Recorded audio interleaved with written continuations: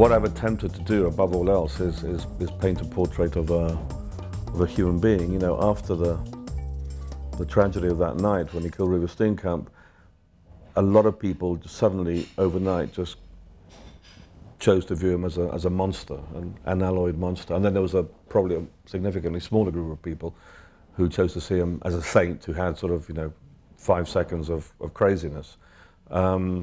And I think both are just utterly simplistic, and it's something that we do all the time with famous people, with public figures, with politicians, even with political issues. And my attempt was to paint the portrait of a complex and I think fascinating human being. And then that may generate feelings of rejection and disgust among people, but I hope above all else it generates some degree of sympathy and a certain sense of there, but for the grace of God go I.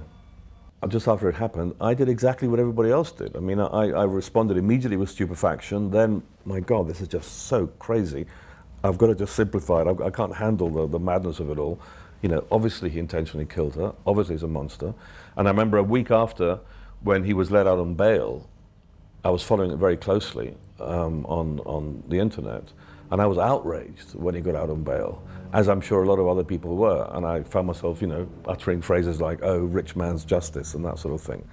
But it was only once I decided to embark on the book about a month and a half later that first I decided, listen, mate, you better just clear your mind here and just start here as honestly as you possibly can. And then when I started to find out more about him and hear things from people who knew him, I began to open my mind to the possibility that this, what seemed to me utterly ludicrous, insane notion that he thought it was an intruder, could conceivably be true. You have a sense here of history on the move. The country is very much still searching for itself and its identity and which way, what it's going to be. It's an adolescent nation. I mean, don't take that amiss, but it's certainly in terms of the political evolution and democracy it is. And like adolescence, South Africa sort of goes all over the place in all kinds of different directions. It's still seeking to define itself. And that's where I find an analogy with Oscar Pistorius, who, in my amateur psychoanalytical reading of him, is someone who, without realizing it, pressed the pause button emotion in terms of his emotional development at the age of about 16 or so. And he's all over the place. He's a man of extraordinary extremes, and so is South Africa. And Oscar Pistorius is kind of a rainbow person who has an awful lot of very, very fine qualities, as South Africa does, and obviously some very shockingly bad qualities too. No, I didn't spend that much time with him, but I spent a lot of time overall with a lot of people who know him very well, either family members or friends or people who've known him since he was born. No, with him, I would say that, I mean, I had basically 2 encounters with him. One about 8 months after he'd killed Reva at his home, and that was about 3 hours all in all. And then I saw him after the verdict, and that's it. But I did get to know members of his family well and people who'd known him intimately. And through that, I built up my portrait, which I hope is a reasonable approximation of the truth. Again, I do not pretend to have the whole truth of Oscar's character any more than I have the whole truth as to what happened that fateful night.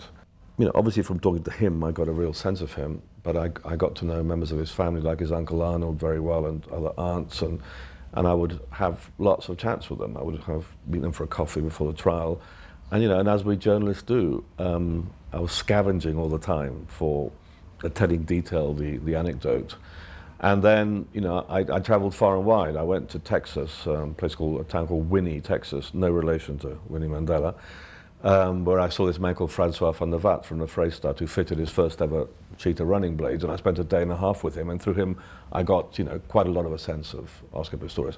I spoke to people his headmaster, people who'd been his teacher at school who'd been very close to him, so I got a sense of his adolescence and all that. And I went to Iceland and saw some very interesting people who had a lot of insights into him and who were keeping very much in contact with him during the whole period after the trial. So I got stuff there, and I went to Italy, and here I saw, for example, the doctor who amputated his legs when he was 11 months old, who stayed close to him all the way through. The guy who put on his first prosthetic legs when he was 14 months old and stayed close to him all the way through. So I spoke to an awful lot of people, and many more than those I'm mentioning now. The way that it happened was that I by traveling to all these places around the world to see people who'd known him over time, the message got back to Oscar Pistorius and to his people that I was doing, I was working really hard, I was putting myself out, I was spending my own money to go to Texas and Iceland or whatever, no one was paying for this.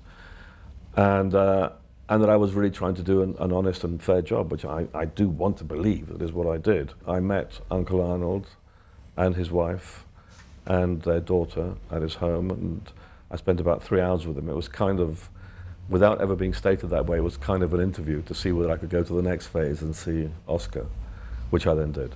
Well, but the story's never going to be done because, of course, it's going to be, just the story of Oscar Pistorius' experience in jail is intriguing, and indeed when he eventually gets out of jail, whenever that might be, it will also be intriguing to see what he makes of the rest of his life and whether he manages in some way to A, make peace with himself, and B, rehabilitate himself in some way publicly. There's certainly more to come, but I think I'll probably leave that to someone else to deal with.